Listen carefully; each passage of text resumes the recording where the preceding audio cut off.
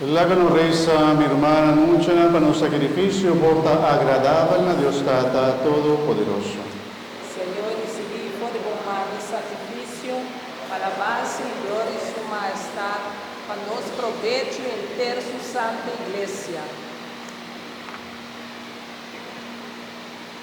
Señor, por vos preocupación amoroso, guarda-nos vida de una manera maravillosa, aceptanos ofrenda aquí con nuestra tristeza dilante, por amor, y líbranos de pecar. Por medio de Jesucristo, nuestro Señor. Amém.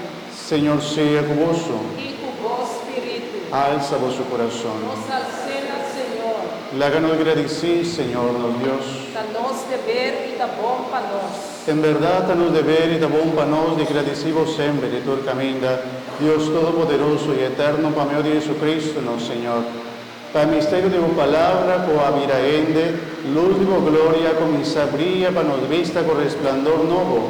A vos nos está mirado visible de persona de Cristo, anto eta jala nos corazón a vos que queda invisible, de manera a que nos por conocer Dios no manera visible y por íbanos na amor invisible.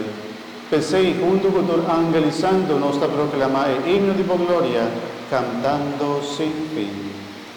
Santo está Senhor, mi Dios, digno de alabanza, nace tu